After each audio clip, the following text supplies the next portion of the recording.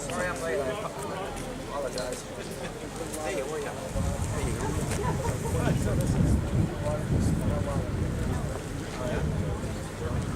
This is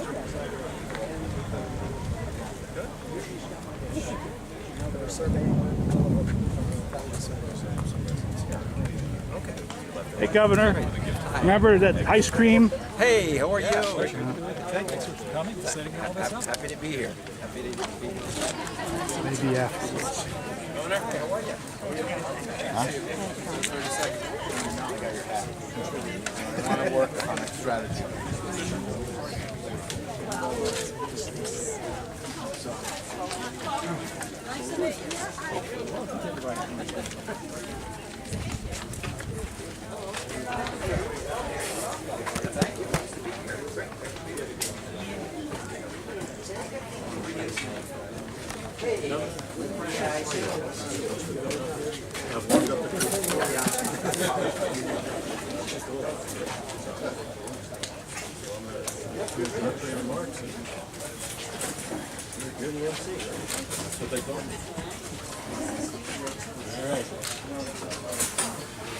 Well, good afternoon, everybody.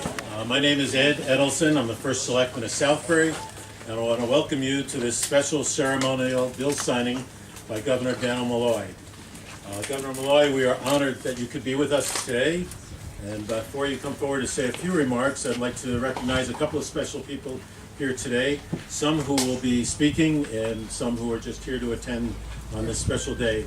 I want to shout out to my good friend and co-first selectman, Barbara Henry from Roxbury, who also has a part of these beautiful farmlands are in Roxbury also.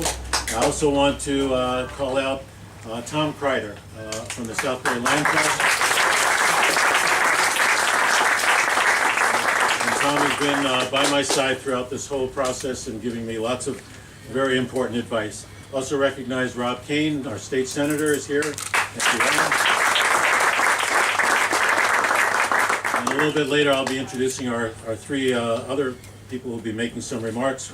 Our Representative Arthur O'Neill, Commissioners Resvitsky and Macy, so they're also speaking. So it's very hot, so we're going to try to move through this quickly, but I would like to share with you that my story on the farmlands is that the first time I had a conversation with the governor about this was back in 2006, when he called me up and he said, what is it that's really important to the people of Southbury, different from the general issues that affect the whole state? And the first thing I thought about was, well, why is he calling me? And the second is I thought of what would my dear friend Mark Taylor say if he was presented with that question. And what I knew Mark would say is, got to preserve the farmlands at the Southbury Training School. And that's what I said to the governor, and he said to me he's very committed to open space, and he would do everything he could to make sure these farmlands were preserved. Now, I have to tell you, I lived in Stamford, where he was the mayor, back in 1970, and I thought he's got to be kidding, because I didn't remember any open space in Southbury and Stamford when I lived there in 1970. But I did a little research, and I found out that he had done amazing things as mayor to bring open space back to, or to preserve it in Stamford. Now, when we met up again in 2011, he still remembered his commitment, and he said he looked forward to having a partner in Southbury that he could work with to finally preserve these farmlands the way we've been talking about for several decades. And within days of my election, I was invited to a meeting here at the Southbury Training School with the principal agencies to pave the strategy for what needed to be done. And from the beginning, and throughout the whole process, the whole executive branch in Hartford has made sure that I was involved and that the town's interests were always kept top of mind.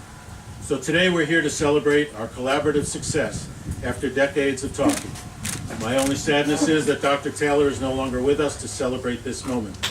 And so now it is my distinct pleasure to ask Governor Malloy to share with us a few remarks about the farmlands.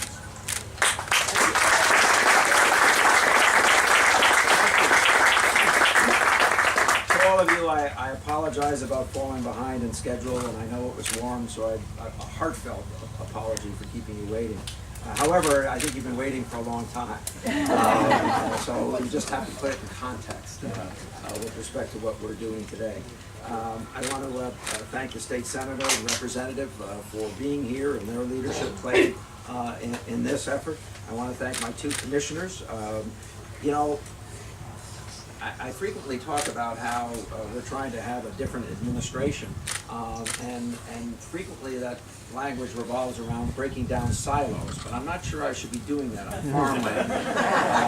Suffice to say that OPM and the two agencies that are represented here really did work together to bring this day about.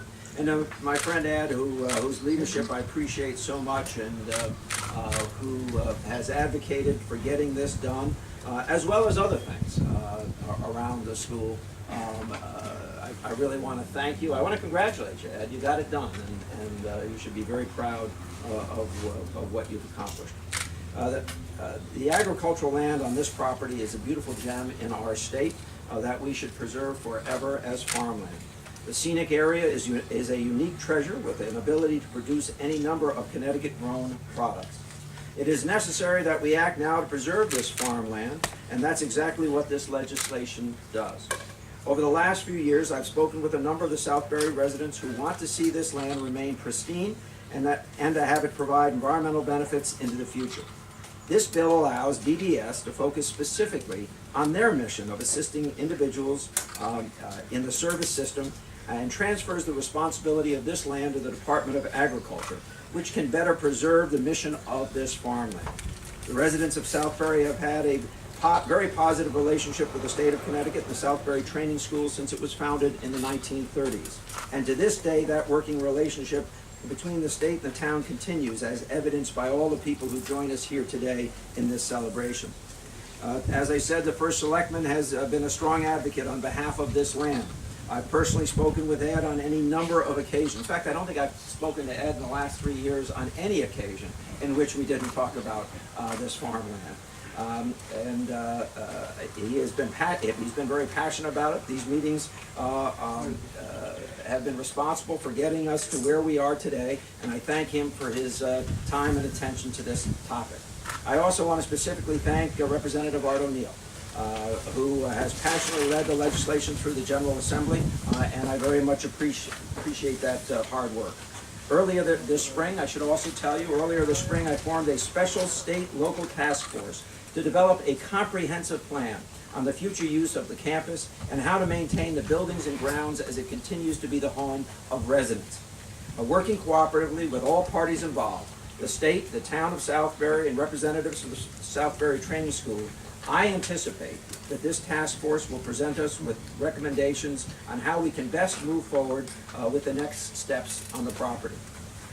Let me break from my comments to speak in personal terms about the failures of the state of Connecticut to have handled properly the transfer back to communities of properties that the state has used over the years, whether they were other schools or prisons or other institutions that got turned back.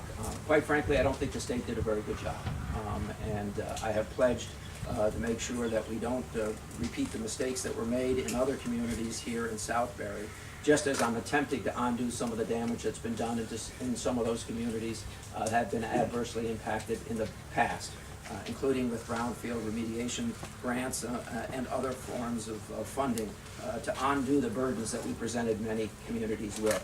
I truly believe that this planning process and its anticipated report on January 30th is an important move forward on top of the one that we take today. So I can assure all of the residents of this community in Roxbury that I will do everything in my power to make sure that the state of Connecticut does a better job by you than it has done by other communities in the past. Thank you very much.